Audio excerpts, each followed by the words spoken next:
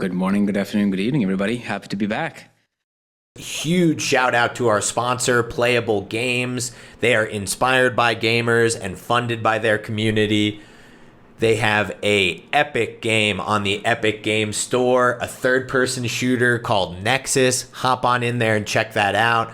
They're also currently selling nodes, so if you're interested, check that out at their website, playable.games. That is a 3 instead of a B on Playable. Now strap in for the rest of this episode of Interlinked. What is going on, Felix? Welcome to the pod.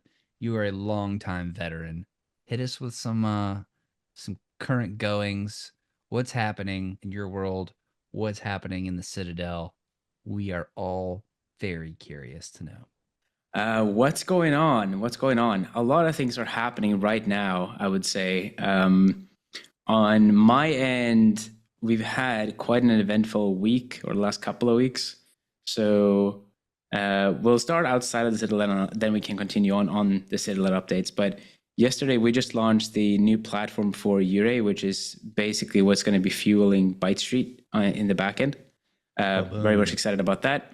Only like 7 months behind the original schedule because markets are fumbling with dev time, but that's how it is. 2 weeks, brother. It was only 2 weeks late. TM. Exactly.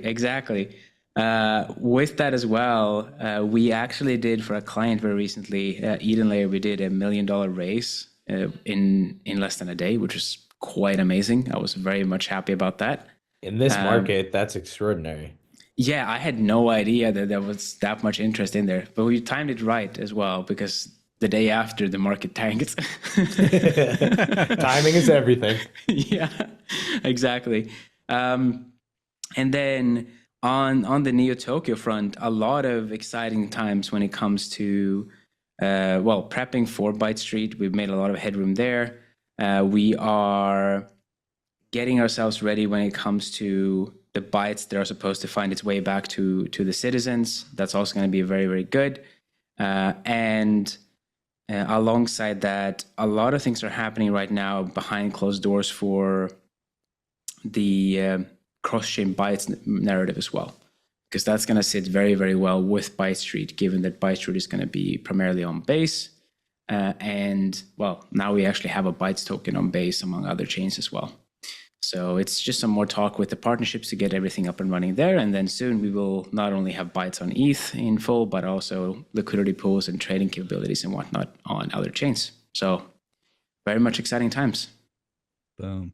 So can we talk a little bit about how do you actually take a token from one chain to another chain? Like, how the fuck does that happen? Because obviously a lot of people just don't, they don't even, if you told them, here's $10,000 and you have to now take, a token A on chain A and bring it to chain B, they wouldn't even know how to do that. So how does that work?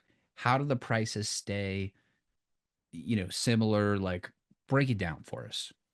Sure thing. When it comes to cross-chain tokens, it's interestingly enough not as smooth as people might think. The fact is actually that you're deploying one token contract per chain. That has to be the case. And then you have a synchronization mechanism between those two chains, which can be with Chainlink, Layer 0, a cross protocol, a bunch of different protocols out there to do this sort of bridging mechanism, as most people call it these days.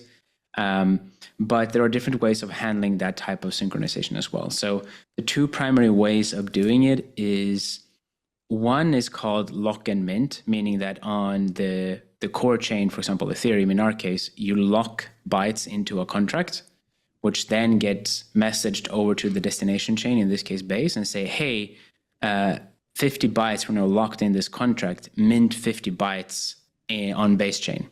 So the core supply is always defined that on one chain, and then you have a smaller supply of circulating tokens on the other chain, and which you can then use as any regular token. The other one is burn and mint, which is instead of actually locking the tokens on the source chain, you burn them and then you mint them on the other chain.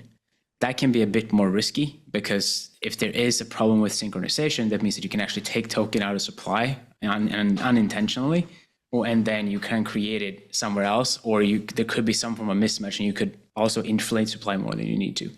So the lock and mint mechanism is usually best to leverage, because you at least then have a source of truth, and then you can also mix and match them. So what we've done is with CCIP, for example, is any message between chains that aren't Ethereum, you actually do burn and mint. So you can burn on one chain and so on the other, because it all references Ethereum as the core supply always.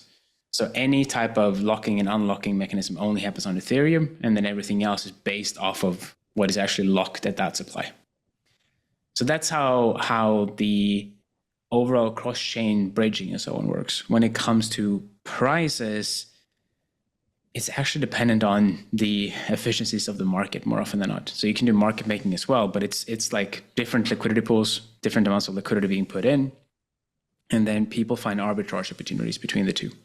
So if you have arbitrage bots that are capable of looking at multiple chains, you can make a good chunk of money there by just looking at the inefficiencies between the pumps and dumps. So for example, you could, if there's a bullish announcement on inside of Neo Tokyo or elsewhere around what makes Bytes move, and Bytes goes up, and Bytes hasn't moved as much on base, you can just start buying up Bytes on base, and then you start selling it on ETH instead until prices match, and then you have captured the spread between the two.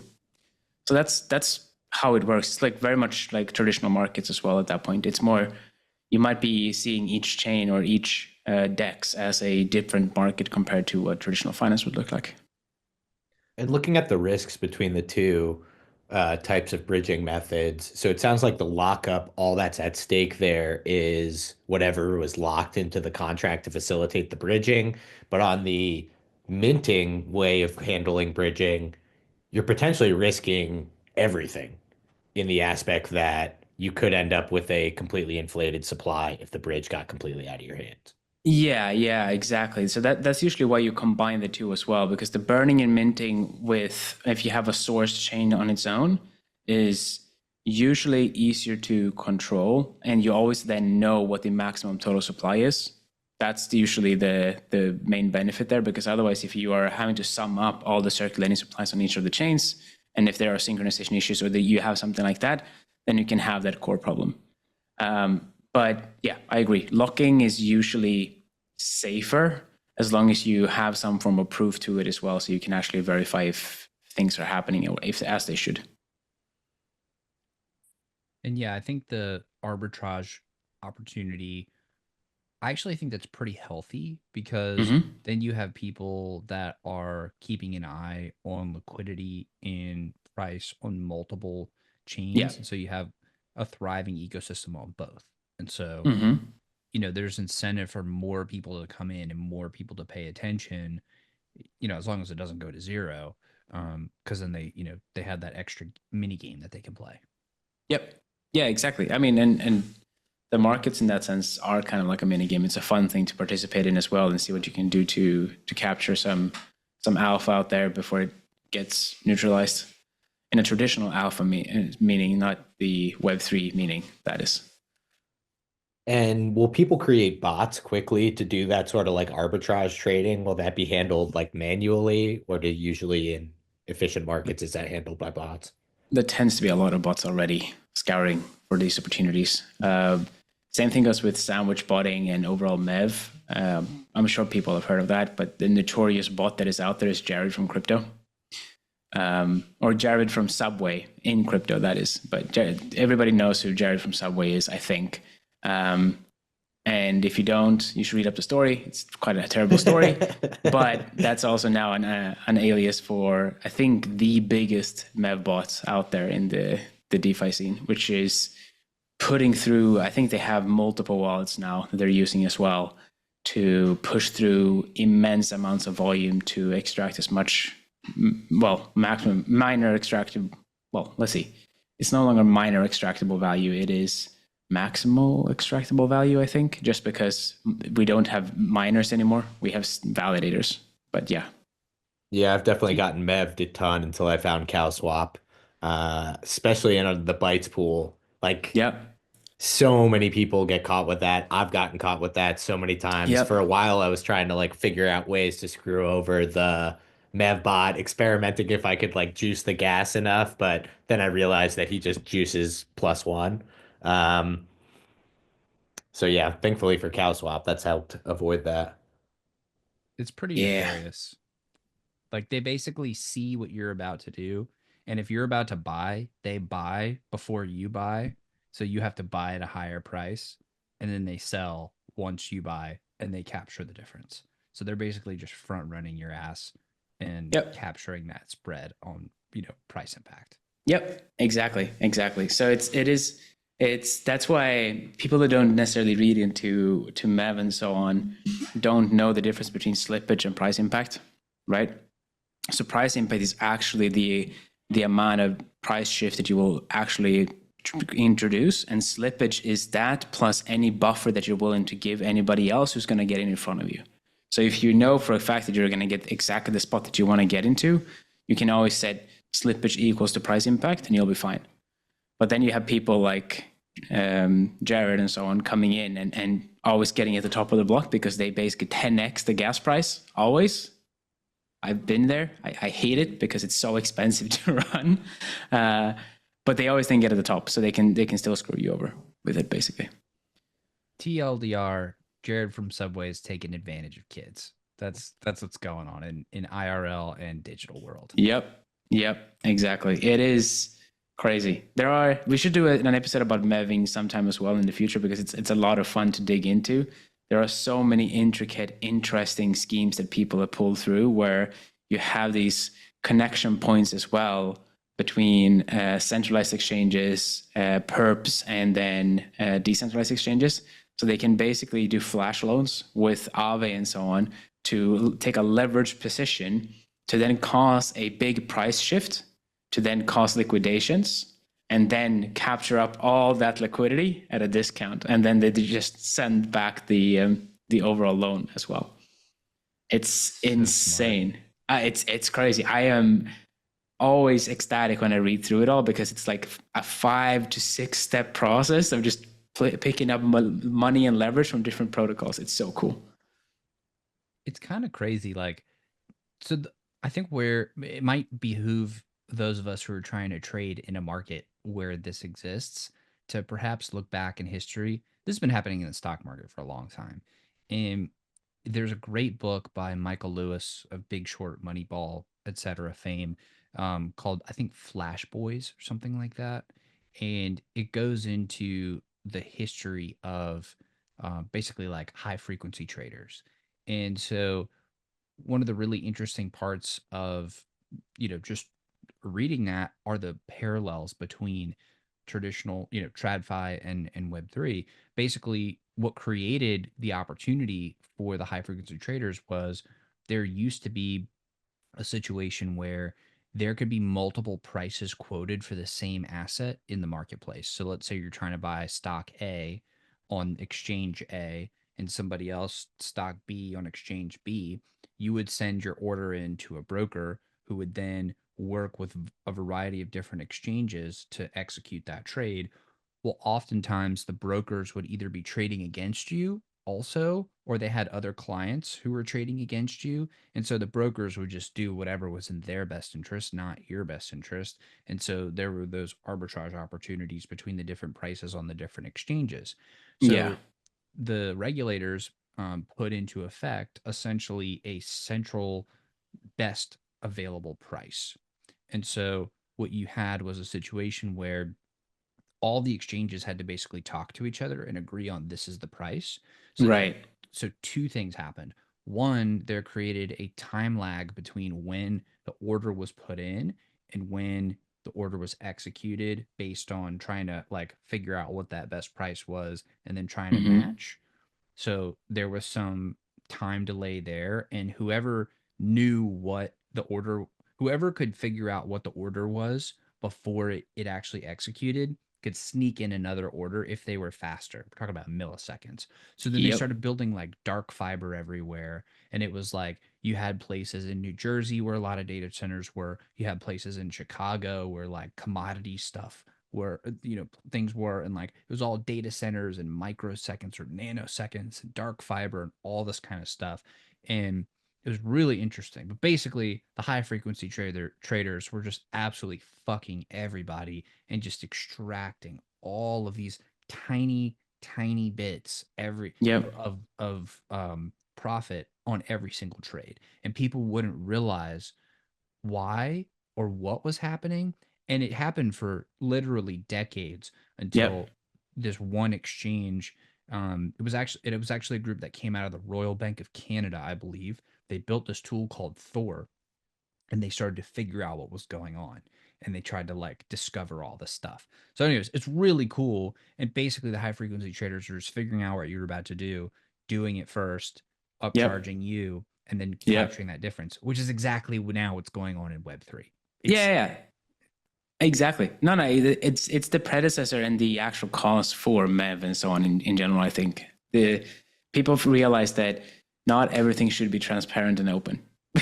That's just how it is, and hence why you have, like what Nick said, cow swap. You have Flashbot's privacy pools for transaction execution, and a bunch of other privacy providers as well for it, which is kind of the future there as well, I think, which is also very interesting. Flashbots tries to make MEV sustainable and good to reduce the overall cost of operating the blockchain by optimally packing all of these different blocks and so on that are coming in, or bundles rather, and that makes people save money in the long run, which is great.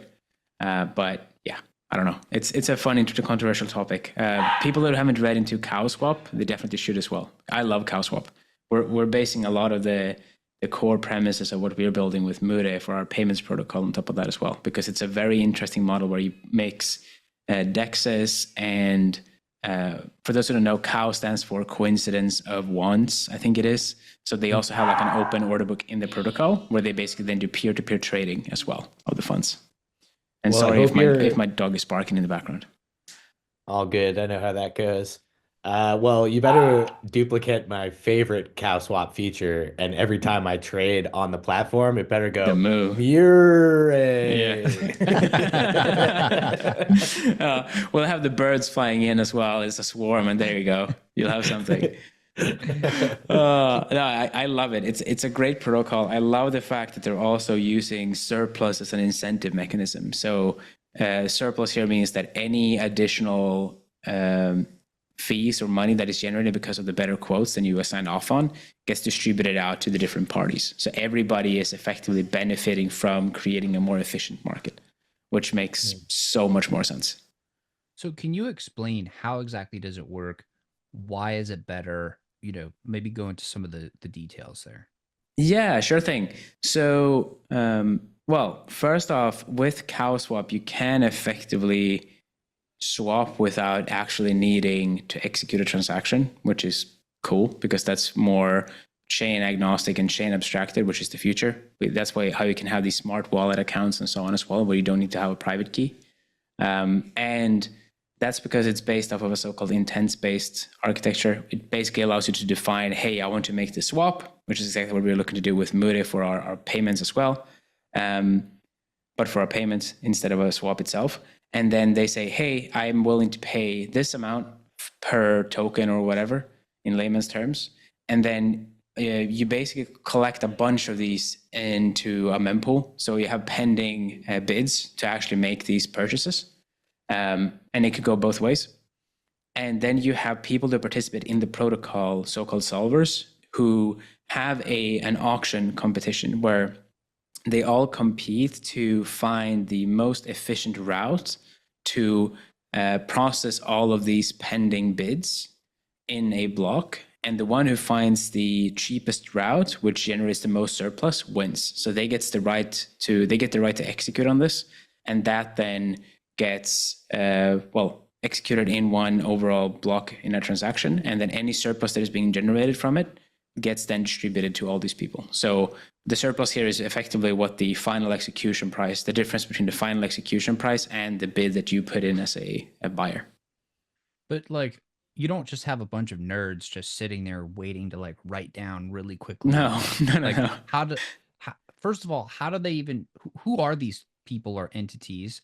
And then how are they solving this and how is one able to solve it better than the other? Like how does that even make Right. sense? So they have open sourced a lot of it. It's an open protocol, which I love as well, as we saw with DeepSeek last week or the week before as well, how it wrecked the markets. But open source is kind of becoming king again, which makes me happy because we don't like closed source that much because then they steal your data and they also don't share how they actually use the data, which is making things even scarier. When it comes to how it works here, then is they provide an open source model of how to hook into and keep up to date with all the pending bids that are coming into the mempool, which is a mempool is basically just an order book without too much structure. It's just saying, hey, you have a bunch of different transactions or asks to execute these things. Please stack them up so you get as much fees expenditure or as low fee expenditure and as much profits back from it, basically. And what they then do is they can do their own algorithms inside of this hook-in or whatever you want to call it. Basically, they have the pipeline of influx or information coming in. They then define the black box in between to figure out how to actually solve this problem. And then they push that out through the open source software as well into the final execution. So it's like a plug and play system. And anybody can actually be a solver for it, which is pretty cool. It's just that you need to be good and know what you're doing, and then solve those problems and prove that you can solve them programmatically. And if you do that, then you'll win. So it's like they are broadcasting essentially what transactions are about to happen, and then that goes out to everybody. Everybody who cares about this stuff basically then grabs that API or something.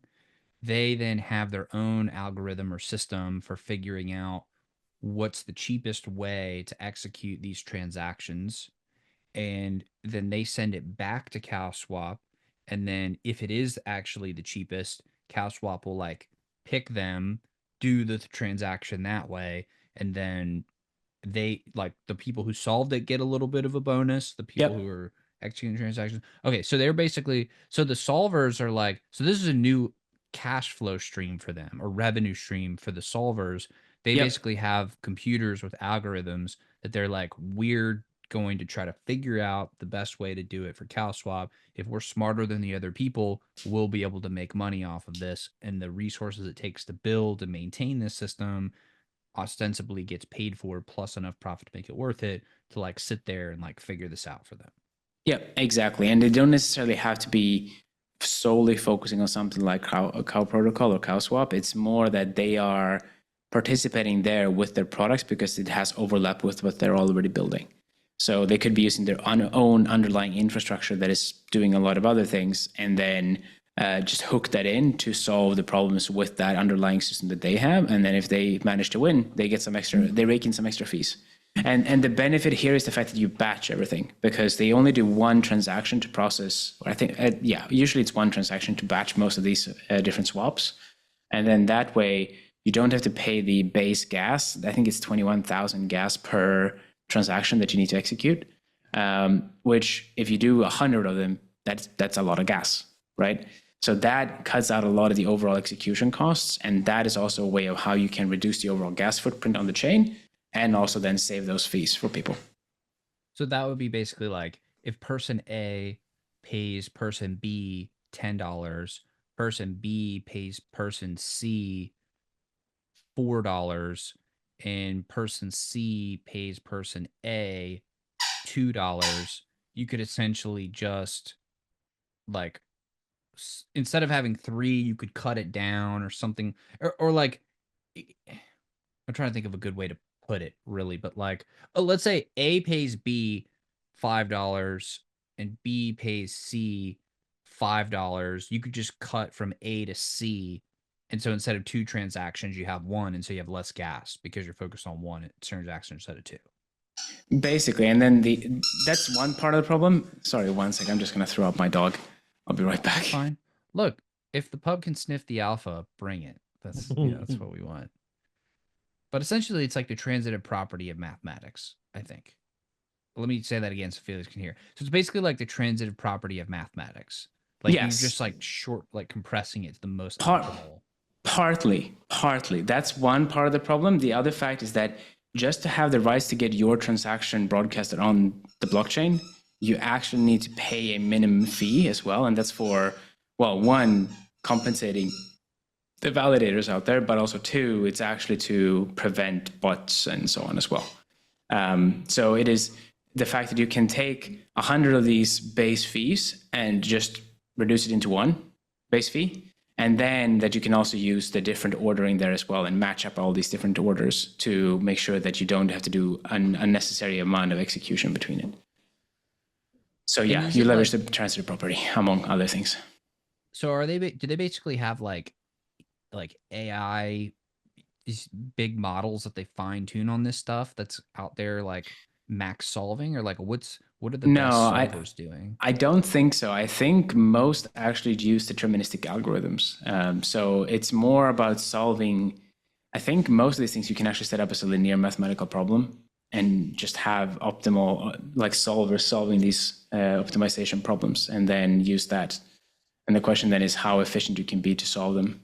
But that way you can, well, one, probably execute faster, and two, get more rigorous and efficient solutions out there. Until we get to a point where the approximate solutions that AI actually generate are accurate enough on average, I think that's going to be the key for the moment. AI is good at solving some things, not everything.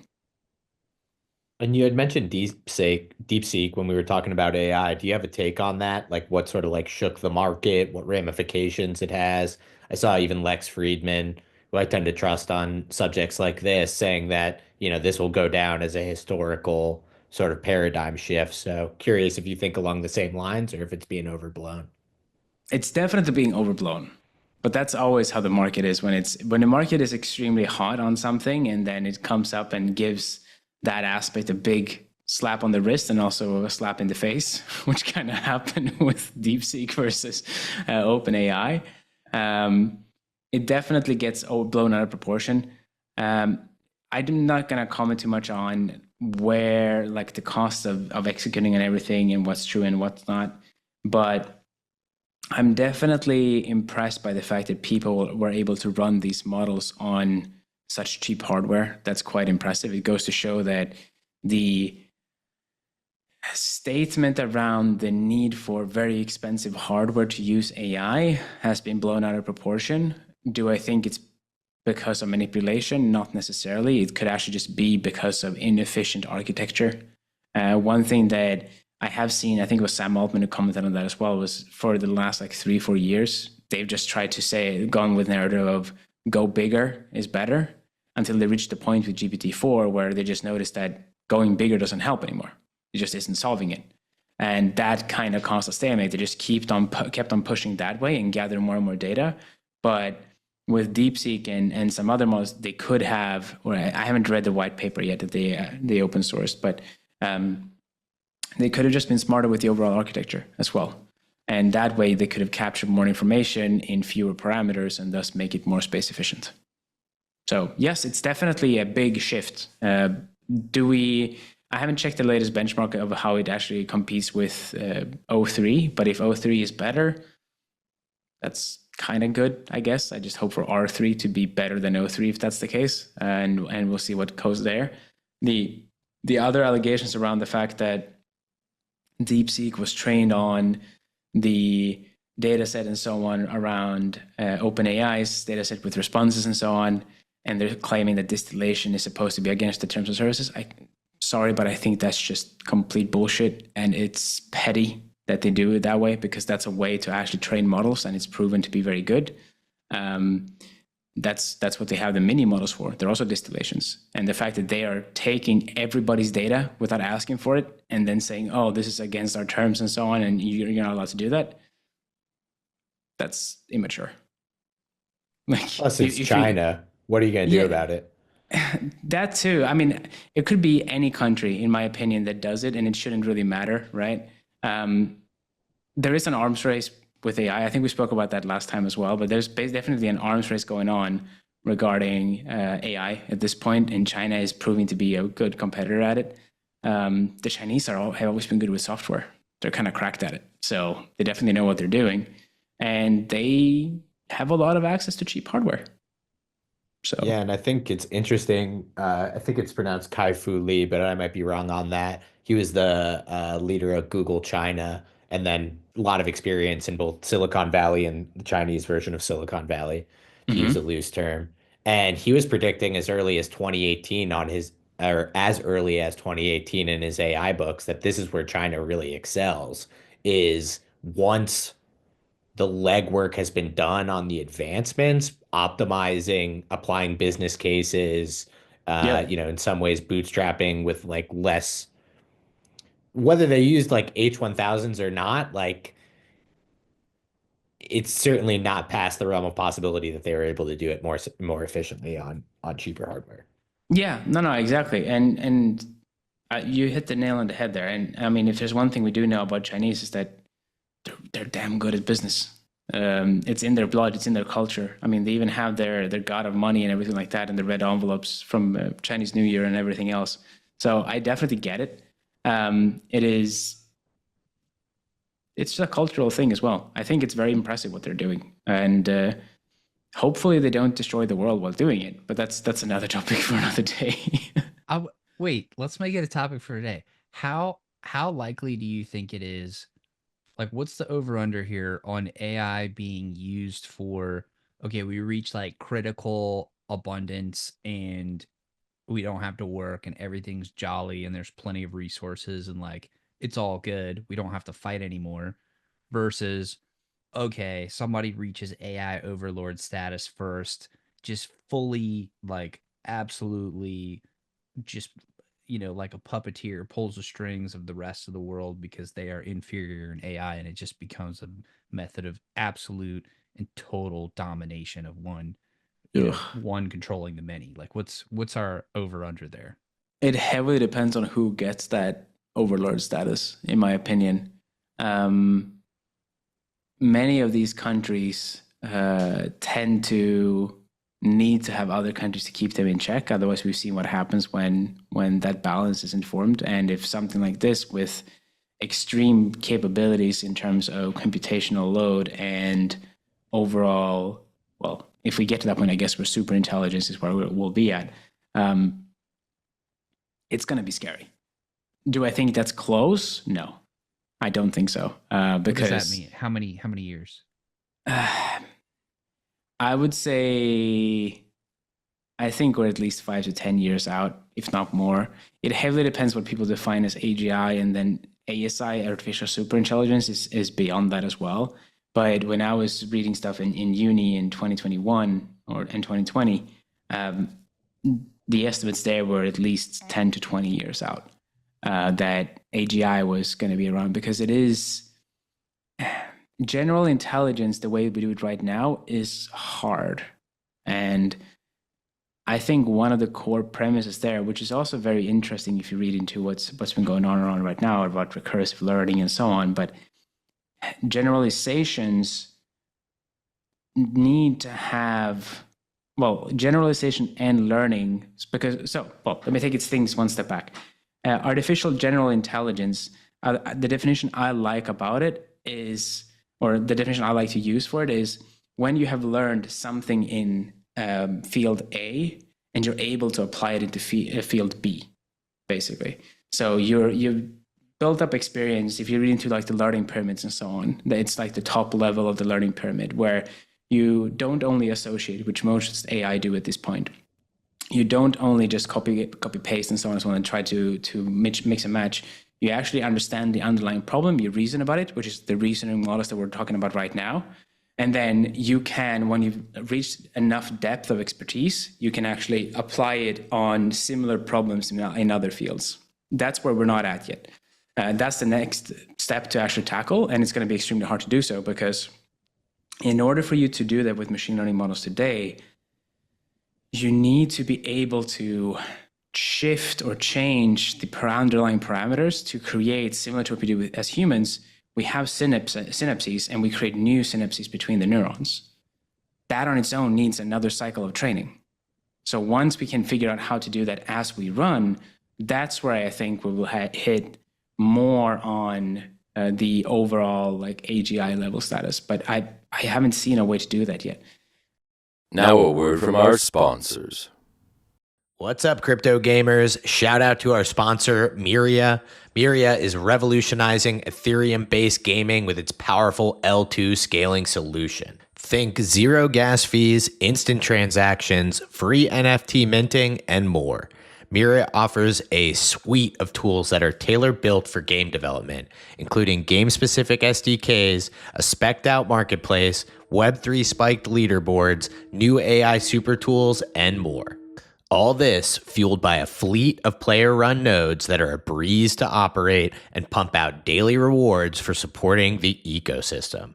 Plus, check out Meta Rush, the Battle Royale obstacle runner by Myria Studios, dropping very, very soon.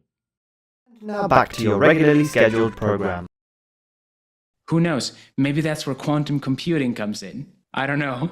That's going to be a scary piece to the story, but that might be the case where we have it, because that's where you have a lot of these super states all at once as well, right? And that could help us with it. Wait a second.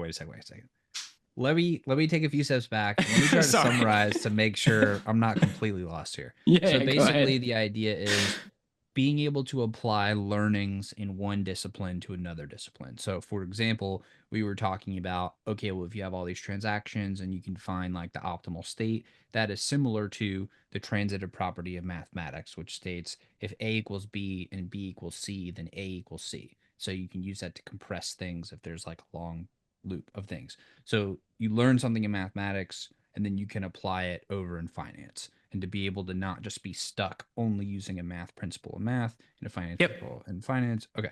So AGI means, or at least one symptom of AGI would be, we can take learnings from all the different disciplines and start applying them into the other disciplines in a way that allows us to compound our knowledge.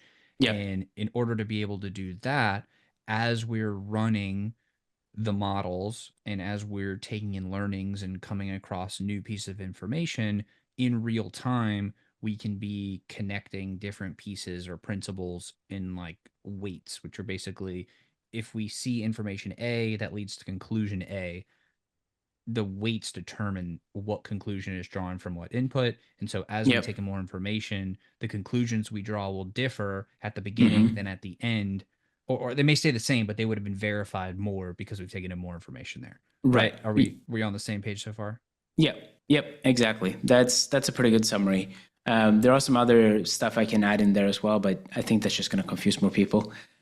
So I think that's a good explanation.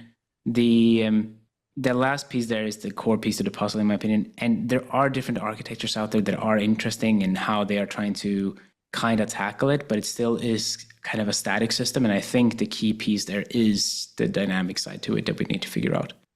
Meaning we have to be able to build the plane as we're flying it. We can't just build it, fly it, realize what's wrong, stop flying it, build it again. We have to be able to, as we're flying, get the hammer and adjust the things and fix it and build it and stuff in mid-flight. Yeah, it's kind of like life. You can view it as each state of a model, each snapshot is frozen in that piece of moment in time. So that means that if you're trying to solve a problem at a certain point in time, you either can solve it or you can't, and that won't change until you learn about it and gather more experience around it. So that means tomorrow you might have learned it, but that's effective then a day of training in machine learning lingo, basically. So right, that would be like if you were a baseball swinger or hitter and you were like swinging at balls. If you started off and you had one swing, no matter how many balls you tried until you learned a new swing, the same outcome would happen. But if instead each ball that you tried to swing at, you had basically like your coach was telling you stuff and you could adjust and change, then you would be dynamically updating your ability to swing. And so the next thing you come across, okay, well now you're a little bit better, a little bit better, a little bit better. And another interesting part of this is how some problems are being tackled this way as well with, for example, RAG systems. So retrieval augmented generation, it's basically the principle of fetching or gathering data externally and providing that as a context. That's why you talk about how AI or LLMs have memory and so on these days. But that's a way where you're trying to boil it down to pure knowledge of how to do something. And then you have the dynamic part being what you feed into that model. So you're trying to tell or learn or teach the model to learn about how to execute on different pieces. And then you feed in information and see if it can actually generalize that way. But it's getting you so far, but it isn't still cracking the nut, if that's that's the proper way of saying it. It's not that good yet, I would say. So. And we discussed sort of, the situation where we would have either world peace or one dominant actor. I think there's going to either be an intermediary phase by definition, or this could even be the end state or a long period where nobody has control. And it's just sort of like how, even with the technology that we currently have, like I think it's well within the realm of possibility. And Felix, you're much more educated on this, so correct me if I'm wrong, but we could see like a wave of like AI assisted crime, AI assisted terrorism from the Already is fact happening. of, oh, Sorry. okay, elaborate. What's happening already? I mean, AI is the crime is already happening, right? The fact that you have like the easiest way of doing it is copying voice. And sorry that I interrupted you, but if you want to finish up the question, do that first, by the way, and then I can fill No, you. please jump in. So I mean, we've all played with voice AI generated voices, right? And you can actually train them based off of sound clips of other people. So what you can do then is you can imitate people easily, and then they're getting to the point where their speech is for the older generation or people that aren't that savvy in the digital realm and overall social media realm and so on. A lot of these voices sound very real. There is some slight problem still with intonation and how you talk and this pacing and so on, but you can, for example, use 11 Labs. We did that with Becker at one point for some testing. Me and Firestorm, I remember back in the day. We just took like 2 videos or 1 video of like 15 minutes of content, and it just copied his voice pretty darn well. And then you can use that with a internet phone, and you could call up anybody and scam them. There have even been people calling up, impersonating famous people to the bank to do bank withdrawals. Right? Pirate Software talks about this all the time. He has even called his bank explicitly and saying, hey, if anybody calls, if I call you and tell you about wanting to make a withdrawal or a transaction with my bank account, you have to require me to come down to the bank. I will only do it in person just because of those problems, because he has thousands of hours of content out there as well, right? That's the problem we're facing right now. AI can learn about all this content, even though it's not legal. We're talking about illegal stuff here. So the villains, they don't care. Yeah, I mean, in my mind, that's like the tip of the iceberg too, because that sucks. That could ruin your life.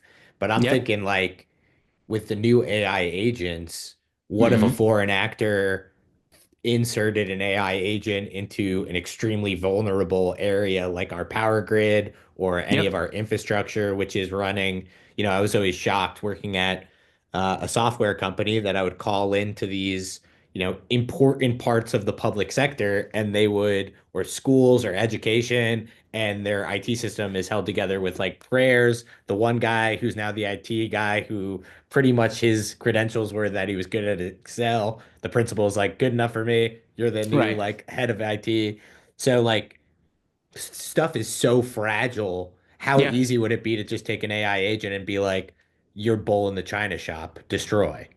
Yeah, no, I mean, very much doable. We can take it one step further. One tiny I just want to mention as well was regarding DeepSeek. I'm not sure if you heard, but people found an alleged database for all that data that was basically open and unprotected. So it was a lot of personal information and stuff in there as well that got leaked. So that also goes to show that people might be good at doing machine learning models, but not technical systems. That's also a fun side story, where agents then could easily find them if they're trained on, for example, crawling the webs and so on as well, right?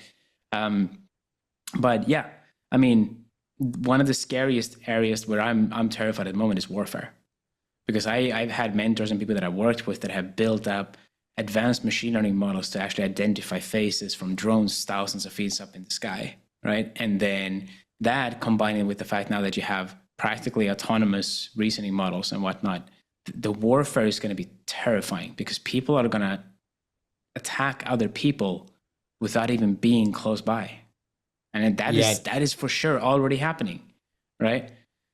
It's terrifying. And like warfare, it's terrifying. And just in the leverage of the individual is becoming extraordinarily high. Like up until, I'll say, really like World War One, World War Two, like the chances of one person being able to defeat 20 people was pretty much impossible. You would really have to have unless you're the White Death, I just want to add. Yes, unless you're but that was after World War One. He had that was the Finnish sniper that killed so many Russians during the Cold War, I think it was, or something. Yeah, and the sniper, the plane, the bomb, these were all sort of like light year jumps. But before you had like a semi-automatic rifle, I guess really the game changer was the Texas Rangers who had the revolver. So they got a special sort of commission from Colt for a 6-shooter because they were duking it out with the Apaches and the Comanches in the West, and you could reload a bow and arrow a lot faster than you could reload, a breech loading rifle or a breech loading pistol. Yep. So really that made like the big advantage. We're now seeing that taken to an extraordinary scale where you could have one kid sitting in North Korea smoking cigarettes behind a computer and bring the electrical grid to a grinding halt, which will do more sort of mass cash than really most things that anyone can get their hands on right now. Yep, exactly. I mean, everything that has happened, for example, in the California fires, it's awful and terrible. And the conspiracy theories out there as well makes me even more terrified around everything when it comes to what causes the fires and the protected houses with the colors and everything like that. I don't even know what to believe anymore. It is scary. Go ahead. Oh, I'm sorry. I didn't mean to cut you off. No. I was just going to say it's getting to the point where it's definitely doable to do a lot of these things, and it's hard to differentiate facts from fiction. I was actually going to say that almost might be the most nefarious thing, is inserting bits of of false information or misleading information, not replacing it or not like one big thing, but like slowly over time misleading through slightly inaccurate or slightly false, because it's much easier for somebody to accept something as true if most of it sounds true and there's one little piece that they're like, well, maybe I'm not entirely sure, but like 99% of this I am sure, and I accept this. Their subconscious is not going to be able to pick out that 1% and toss it. It's going to take the whole thing in. And so if that compounds over time, you could have people believing things that are just blatantly false, but it led them, you kind of led them down a path over time. And it was like, there was no resistance. Like if somebody fucks with our grid, you have a lot of people that are like very much incentivized to fix that and are paying attention to that. But if you have these slight lies and misdeceptions and misdirections over time, like that could be years of planning and fucking with that. Like, how are you going to reverse that or like go back and retrace that? And the scariest part is that is something that has been occurring for ages, right? That's just a very good, efficient propaganda campaign that goes for years.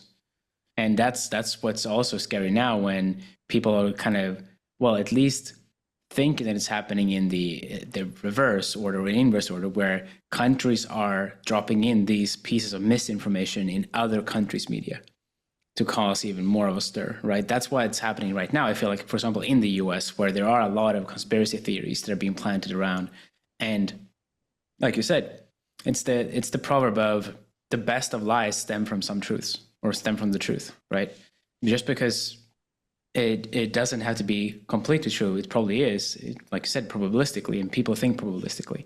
So it's 100% correct, or 99% correct if we're talking about the same thing. But it's very interesting how that is also shaping everybody's way of thinking, and critical thinking is also disappearing more and more. I feel like that's one of the other scary sides of AI, because people think that the AI is always right, and more often than not, it is not going to be right, because it just thinks about probabilistic outcomes, and it doesn't necessarily have facts to back it. Yeah, it's like Trojan memes. Yeah. Infected little like packets of like, yeah. Have you guys ever seen that little clip of the KGB officer who talks about how to bring down the United States in like the 1980s? And he's talking about like Oh yeah. essentially flooding so much misinformation that people are like fundamentally unable to distinguish like truth from lie. Yep. I've seen that. That's right now.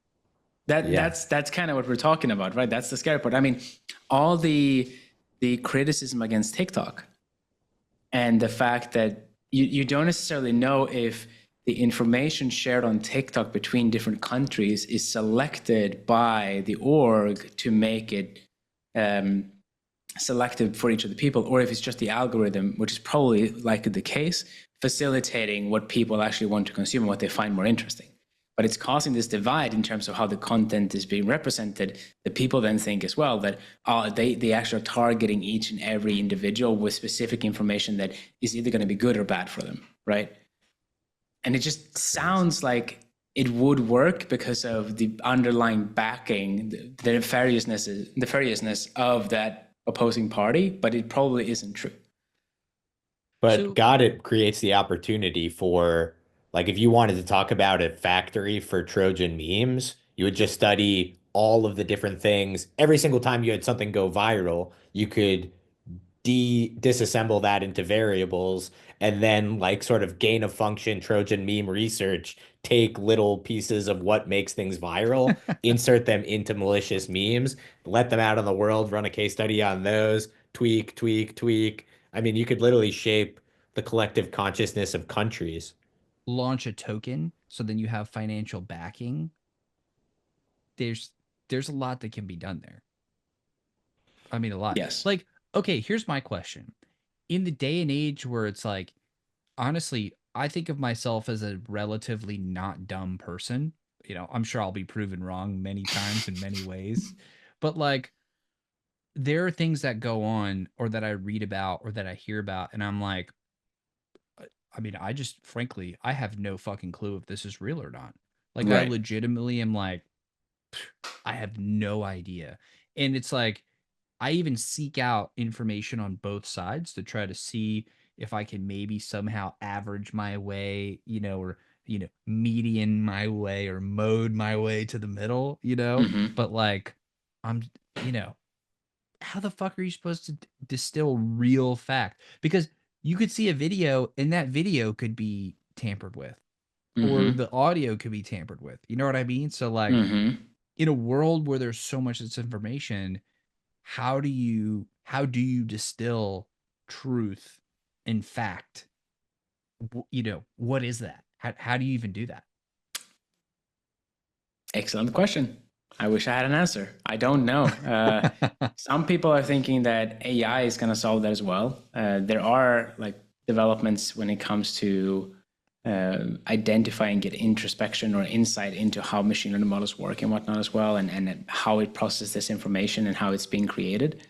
But then you need to know how that source thing is actually interpreting things and how truthful it is and whatnot. You need to have some form of anchoring in terms of facts and truths for it to work. And I guess maybe that's where proving technologies and whatnot is going to be extremely relevant, where you can have, well, one, fingerprinting of machine learning models, proving that the output is actually generated by an alleged AI and not by somebody else, because that's important.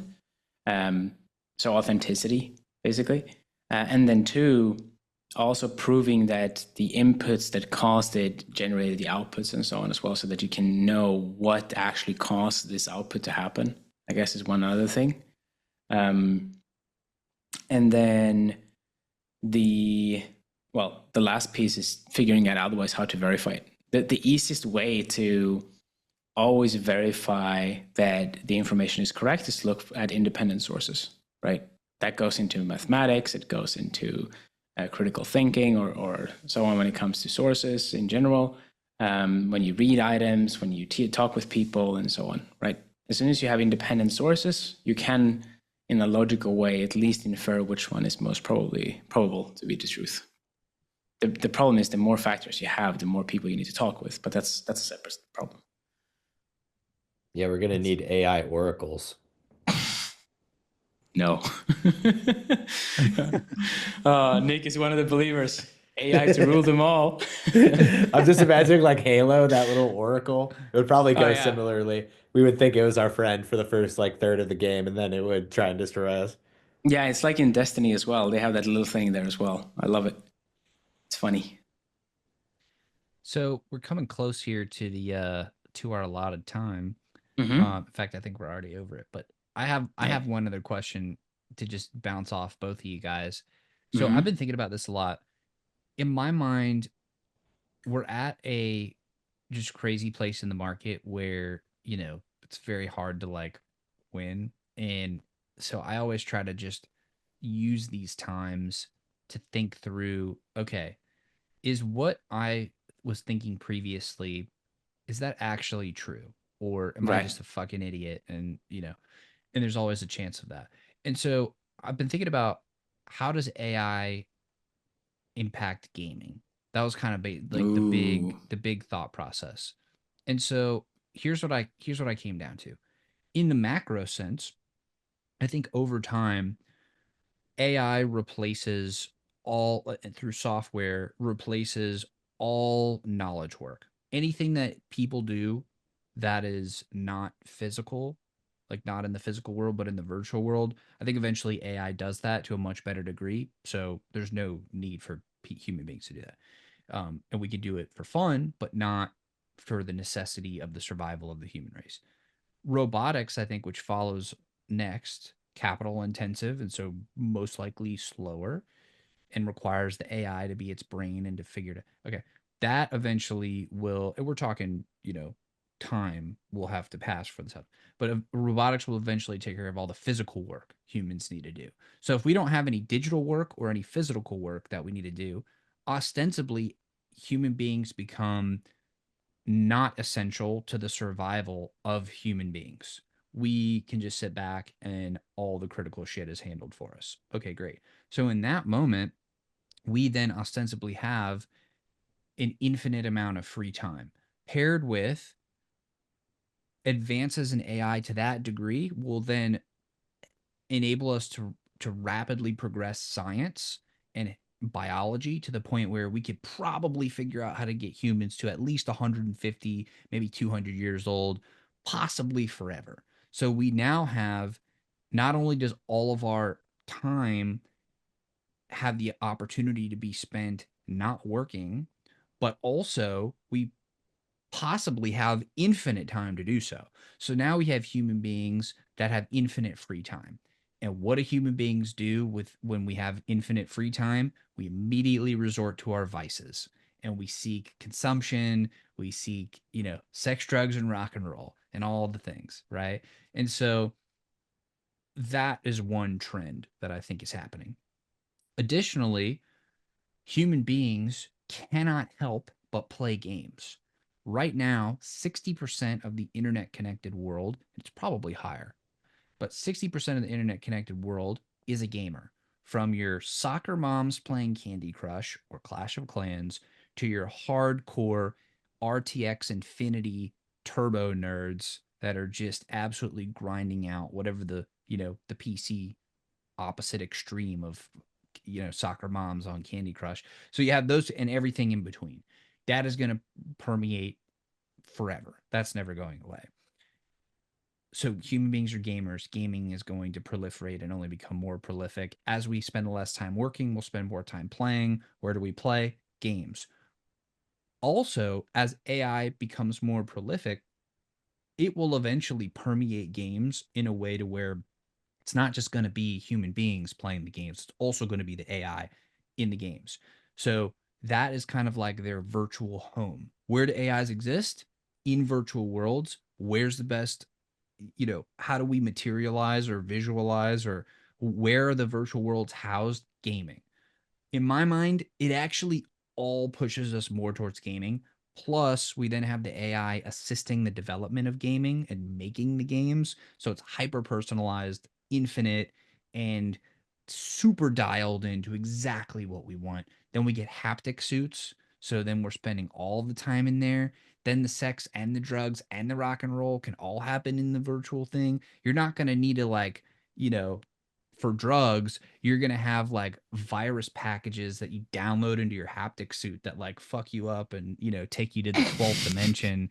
So I think all these things are going to happen all at the same time. And I think human beings are just perma in the game. So to me, all roads lead to gaming. What do you guys think about that? I mean, I just wanted to add in, you started off with describing Wall-E and then you transitioned into Ready Player One. With a little bit of cyberpunk in there too. Yeah, of course, of course. For those who haven't watched Wall-E, the analogy I got there was that you have robots doing everything for you in the physical world, so you end up being fat people living on a ship flying around the universe. But yeah, gaming definitely is relevant. Like games have always been around because it's a great way for people to learn and have fun by doing so. And enjoyment, I think, has been scientifically proven to actually have a very positive effect for learning in general, just because of how you actually establish memories and so on, I guess. But I agree with you. I mean, gaming is definitely relevant. The short-term aspect of how AI is being tied into it, I'm not sure. I feel like sometimes we're trying to shove in the latest and greatest stuff into gaming, and it's kind of a square peg and it doesn't fit into the round hole, unfortunately. But I agree with you that the tools and so on that are coming out are fantastic. Like using AI to help generate code. We're not at the point where AI can do everything itself because it's usually error prone and it doesn't scale well. So some developers would talk about the plateau of death, for example, where you've used prompts for a certain point, but you get to the point where it kind of plateaus, and then you even get the values at times where it does something extremely stupid, and then it comes back up, but then it still stays at the plateau. So that's still one of the problems that we have on the knowledge work side. But for generating like lore, content, information, everything that has to do with the story, the overall improvement of the feedback loop and whatnot, I definitely agree with you. And I think China just released a new AI to help generate 3D avatars and concepts and so on as well, which is amazing. Anything like that lowers the barrier to entry, I think is great, because that means that we can get people in the younger ages to actually work and have fun and be creative rather than going and spending copious amounts of time in school. Of course, education is great. I went to university, I love it and so on, but we don't have to reinvent the wheel every time when people learn. So if you can abstract that away and keep moving the space forward, fantastic. As for like the physical side that you were talking about, long term, amazing. I am very much of the belief that someday we might solve the piece of the puzzle when it comes to eternal life. I don't think it's going to happen close by for us enough to be there. But the other path forward is a virtual life, and that's kind of where I like to read stories and fantasize and think about as well. That you have the whole updated intelligence or uploaded intelligence and so on, right? Where you basically can live the rest of eternity in some form of computational construct or whatever, which isn't as optimal because life in this world is kind of cool. But at the same time, in the digital realm, you have all possibilities. You can emulate, you can compute, you can do whatever you want. And I'm just a big fan of the Bobbyverse trilogy. We Are Legion, We Are Bob, and so on. Amazing books. But yeah, I mean, haptic suits, AR, VR, everything like that has always been fun, cool technologies. And when you can get to the point where you do deep immersion, I think it's going to be super, super interesting because it also has a lot of good effects on both moving the AI scene forward, but also to make it easier for people to learn, live, and enjoy things further, I think, as well. That's my take. Very long-winded. I love it. We hit Ready Player One and Ready Player Two with the Yeah. immortal life in the digital world. We've given plenty of good sci-fi reading. I certainly think that I don't know. I'm excited for the future. Part of when you described it, if like my big worry, I think one of the big chasms we're gonna have to cross is if we completely decouple from survival, how do we not all lose our minds? Because we're already partially decoupled from survival, and we've essentially had like a mental health crisis, like pretty much almost on an epidemic level. I mean, in the United States, for instance, like we don't have like enough people to be put into the military because they can't meet the physical and mental requirements. And it was always a pretty low percentage to begin with. That problem, I imagine, is probably exacerbated in the United States, but is also in common in a lot of the developed world. But one thing that we do have to end on a positive note is many people are playing the game of bytes and they are hungry for some updates on bytes, what's going on at the Citadel, Byte Street. So we'll end on a positive note. Give a little tease for the people, Felix. Oh my God, that's smooth transition. I love it. I love it. I had no idea about the whole mental and physical incapabilities for joining the army. Though that's unfortunate. That's sad. Um, what is happening with bytes? So me and my team over at Myria, we've been prepping a lot now for Byte Street when that rolls around. Still some logistics when it comes to agreements and so on to battle there, but we're seeing the light at the end of the tunnel. So soon TM, 2 weeks TM, and so on and so forth. What is very much close by is the bytes refunds or redistribution, basically, of all the bytes that came from the predecessors from SitCap when it came to citizens staking their bytes. So that will soon open up its doors. Next week is the target. We're testing things this week, and when it comes to make sure that everything is working as expected. And yeah, the idea is that you go in to the platform, you connect your wallet, you see that you have basically a bytes allocation, and then you go in and you click refund, and it basically transfers the bytes back to you. And then you're good to go. And then you can use the bytes forever you want. Go stake them. It's my recommendation. Or maybe at the time, bytes cross-chain will be there, so go bridge them. Who knows? But yeah, that's basically it. It's supposed to be as smooth of a process as possible. And while you're at it, if you want to get ready and so on for Byte Street, you can always KYC and so on, make sure that you're ready for that. But other than that, there's not much else to say. Exciting times. We're getting to the deliverables. Certainly excited for what it's going to do to the Citadel. Obviously, SitCap had a ton of issues, to put it lightly. I don't think I'm seeing that money ever again, especially not. We didn't even get a chance to talk about it, but big rest in peace to Midnight Society. That was a fucking bummer. Obviously, that was like a long time coming. They were sort of in hospice ever since Dr. Disrespect. It was also very interesting timing because right when Dr. Disrespect gets his like monetization back on YouTube and essentially has like completed that entire arc, his studio gets eviscerated into nothingness. So the real alpha here is also for all the founders is maybe go scoop up some of that talent because they probably had some cool people working there. Oh yeah, that's a good point. They even said so. So if there are any people building games or content or solving tough problems out there in the dev space, you should definitely reach out to them because they have good talent, at least what they allegedly had or stated. So it's great. Hell yeah. Felix, much appreciate you coming on again, joining us. I don't know if anyone's going to be left here feeling warm and fuzzy after our AI predictions.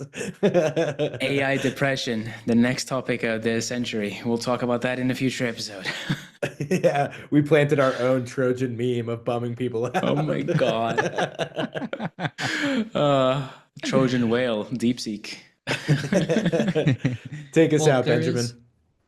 I do want to give people a little bit of hope here on that journey to potential human beings ceasing to be physical creatures and existing mostly in a digital world.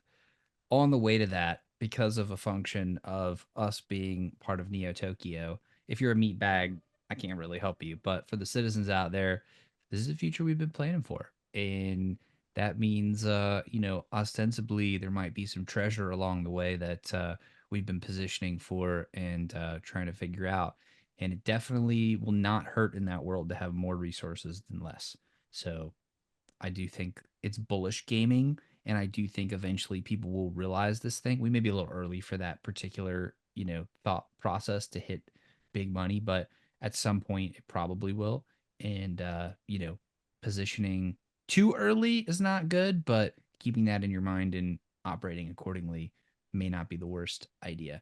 And also, you always have more episodes of Interlinked to look forward to. So, bang, bang. Felix, you're the absolute man. Thank you very, very much for coming on the pod. And also, thank you very much for being the gig brain dev that is coming to swiftly, within 2 weeks, TM save Neo Tokyo from the previous perils that we faced. And thank you pleasure. for everything that you do for us. Always a pleasure. Always a pleasure. Thank you for having me, and thank you for letting me help save the Citadel.